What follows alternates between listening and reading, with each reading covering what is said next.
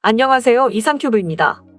지난해 11월에 국내 언론은 카이가 한국형 수송기 KCX 개발을 추진하고 있다고 보도했으며 마침내 카이는 KCX에 관한 짧은 동영상을 공개해 눈길을 끌고 있습니다. 카이가 개발 중인 군용 수송기 KCX는 일본 가와사키 중공업의 C2 및 브라질 엠브라에르의 C390과 같은 쌍발기로 초기형은 터보프롭 엔진을 탑재하여 최대 적재량 20톤의 최대 항속거리를 6,000km로 상정하고 있으나 발전형은 엔진을 터보팬 엔진으로 변경하여 엠브라에르의 C390 수준의 25톤의 적재량과 미국 로키드 마틴의 C130H30 수준의 8,000km의 항속거리를 목표로 잡고 있습니다. 현재 20톤급의 수송기 시장에서는 미국 로키드 마틴의 C130J 허큘리스라는 전술 수송기가 선두에 자리 잡고 있으며 25톤급 수송기 시장에서는 앞서 말했듯 브라질 엠브라에르의 KC390 수송기가 있으며 해외 시장에서의 경합을 피하려면 일본의 C2나 유럽 에어버스의 A400M과 같은 화물 탑재량 30톤급을 겨냥해야 하지만 C2나 A400M 같은 대형 전술 수송기는 고가이기 때문에 수출에 어려움을 겪고 있어 해외 시장 수요는 저조할 수밖에 없습니다. 즉, 브라질의 최신형 수송기 KC390은 25톤의 적재량에 6,000km대 항속거리이며 미국의 C130H30 수송기는 17톤의 적재량으로 8,000km를 비행하는 데 비해 한국형 수송기는 이 두 개의 수송기의 장점을 모아 25톤의 적재량의 항속거리 8,000km대의 수송기를 만들면 해외 시장에서 경쟁력을 가질 것으로 카이는 판단한 것 같습니다. 스펙대로 나오기만 한다면 20톤급대의 수송기 시장에서는 상당한 경쟁력을 가질 것으로 보입니다. 이외에도 카이는 국내 수송기 수요 40여 대와 특수목적기 60대를 목표로 하고 있으며 국외 수요는 100대 정도의 수요를 예상하고 있습니다. 총 소요 비용은 개발비 3조 원에 양산 비용은 약 11조 원에서 14조 원, 개발 기간은 KF-21 전투기의 개발 경험을 적용하여 소요 제기 및 소요 확정, 그리고 선행 연구와 사업 타당성 검토 및 예산 편성과 계약에 이르기까지 5년, 그리고 체계 개발에 7년을 잡아 총 12년을 예상하고 있습니다. 또한 140대를 양산할 경우 대당 양산 가격을 800억 원으로 책정하고 있으며 140대는 국내 40대와 국외 100대를 기준으로 하고 있습니다. 이 견적은 어디까지나 계획 단계의 견적이며 KCX는 140대 양산 시의 도입 비용을 800억 원 정도로 책정하고 있으므로 약 1,000억 원 정도 하는 일본의 수송기인 C2보다는 저렴하지만 앞서 말했듯 2급의 수송기에서는 약 1,100억 원 정도의 C130이 평정하고 있습니다. 또한 KCX의 예상 도입 비용보다 저렴한 브라질 엠브라에르의 C390은 해외에서 7대밖에 수주하지 못하고 있으며 도입 가격이 1,350억에서 1,460억 원 정도로 KCX보다 비싼 에어버스의 A400M도 개발국 이외에 해외 주문은 5대에 머물고 있어 100대를 해외에서 수주할 것으로 상정하고 도입 비용의 견적을 낸 것은 대범한 견적이라고도 할 수 있습니다. KF-21 이후 각종 지원기의 플랫폼으로 활용이 가능한 한국형 수송기 개발이 처음으로 제기된 시기는 작년 여름이었습니다. 당시 국내 언론의 보도에 따르면 카이는 최근 국내 및 해외 수송기 개발 현황과 수요 등을 분석한 국산 수송기 개발 사업 추진 방안을 마련했으며 카이는 공군이 운용 중인 중형 및 대형 수송기 교체 및 추가 수요, 그리고 공중급류기와 해상 초계기 등 특수목적기의 소요 현황을 감안하여 국내에서 100여 대의 수송기 수요가 있을 것으로 분석했습니다. 현재 군에서 운용 중인 수송기는 36대로 알려져 있으며 가까운 장래의 세대를 추가 확보할 계획입니다. 수송기 기반의 특수목적기는 공군이 8대를 보유 중이며 해군도 16대를 운용 중입니다. 해경은 중간급 수송기를 개조한 초계기 4대를 보유 중입니다. 이처럼 현재 우리 군이 운용 중인 수송기는 모두 해외에서 들여왔습니다.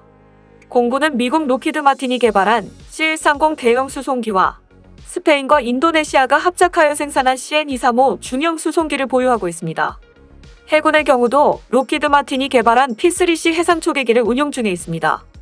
하지만 카이는 최근 병력 및 물자 수송 임무가 늘어나고 자연재해와 재난 등 비군사적 위협 대응 작전이 늘어남에 따라 군 수송기 수요는 더 늘어날 것이라고 판단한 것입니다. 또한 북한의 잠수함 위협과 중국과 러시아 및 일본 등 주변국의 잠재적인 군사 위협에 대비한 감시정찰 수송기 전력을 늘려야 한다는 필요성도 제기되고 있습니다. 따라서 카이는 수송기를 개발한 후 한국형 P1 대잠 초계기 개발도 곧바로 착수할 계획인 것으로 알려졌으며 수송기와 특수목적기 개발 이후 이를 민항기로 개조하는 방안도 검토 중인 것으로 알려졌습니다.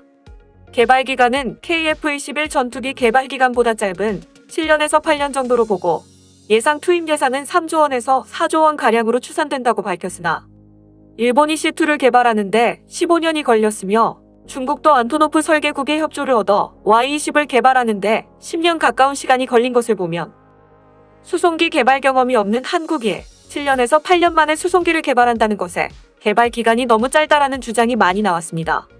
따라서 이번에 공개된 한국형 수송기의 개발 기간은 연구 기간을 모두 합해 약 12년 정도를 예상하고 있으므로 작년에 보도된 내용보다 개발 일정이 현실적으로 변경되었다는 것이 특징입니다. 2021년 3월 현재 진행 사항으로는 2020년 10월 이후 산업통상자원부의 사업 추진을 설명하고 방위사업청에 국책사업 추진을 요청했으며 카이는 향후 사업이 구체화 단계로 접어들면 국방부가 60%를 부담하고 산자부가 40%를 부담하여 총사업비를 부담하는 형태를 원하고 있습니다. 사업비에 관련한 사항이 확정되면 훈련기와 헬기, 전투기를 잇는 수송기 국책사업단이 구성되며 카이는 체계종합업체로서 개발에 들어갈 것으로 보입니다.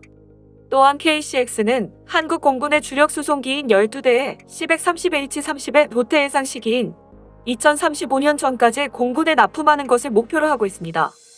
2040년에 도태하는 CN-235M 수송기 역시 대체 대상이며 카이는 2021년 10월에 개최 예정인 서울 아덱스 행사에서 한국형 수송기의 모급을 공개할 예정으로 현재는 수송기의 개념 형상 설계를 수행 중이며 다가올 6월이면 아덱스 행사에서 공개할 KCX의 개념 형상이 확정될 예정입니다. 해외 협력업체 역시 타진하고 있으며 유럽의 에어버스가 관심을 보이고 있다고 알려지고 있습니다. 이와 연관된 것인지는 모르겠지만 카이는 한국형 수송기의 이미지가 공개된 지난 5월 11일에 에어버스와 C1 및 CN-235 정비 관련 사업 제휴를 발표했기 때문에 예상외로 카이는 에어버스와의 협력으로 KCX 개발 및 수주 활동을 할 가능성도 있다고 보입니다. 카이의 자회사인 한국항공서비스는 에어버스 ADS와 지난 5월 10일에 C1과 CN-235 정비 분야 기술 지원을 위한 업무 협약을 체결했다고 밝혔습니다. 잠깐 에어버스와의 계약 내용을 살펴보면 카이는 이번에 체결한 업무 협약을 통해 KAEMS는 연내 C1과 CN-235에 대한 정비 능력을 확보할 수 있게 되었다고 밝혔으며 에어버스의 체계적인 정비 기술과 KAEMS의 정비 품질 향상 노력이 어우러진다면 해당 기종에 대한 가동률 향상도 기대된다고 말했습니다. KAEMS는 에어버스와의 협력을 통해 CN-235 성능 개량 사업에 참여는 물론 군전력화 향상과 국내 항공정비 산업 발전도 주도할 수 있게 되었다고 밝혔습니다. 또한 올해 1월에는 에어버스와 항공기 A350 부품 공급 계약을 연장했다고 밝혔습니다. 카이는 이번 계약 연장을 통해 2029년 말까지 A350-900과 A350-1000 모델의 날개뼈대를 위탁 생산하게 됩니다. 카이는 A350 사업에서 2008년부터 에어버스와 오랜 관계를 유지해온 주요 파트너였으며 이를 통해 카이는 민간 항공기를 제조하는 데 필요한 설계 및 생산 분야의 경험을 축적하고 발전시켜왔습니다. 때문에 이번 에어버스의 정비 분야의 기술 지원과 A350의 날개 부품에 대한 계약 연장으로 카이와 긴밀한 협력을 이어가는 에어버스가 한국의 KCX 사업에 관심을 가지는 것은 당연한 것으로 보입니다. 과연 한국형 수송기 사업이 국책사업으로 선정이 된다면 유럽의 에어버스와 협력하여 한국형 수송기를 개발할지 아니면 우리나라가 독자적으로 개발할지도 관심사항입니다. 2021년 10월에 개최 예정인 서울 아덱스 행사에서 한국형 수송기가 어떠한 형상을 가지고 공개될지 궁금해집니다. 이상 마치겠습니다. 시청해주셔서 고맙습니다. 이상큐브였습니다.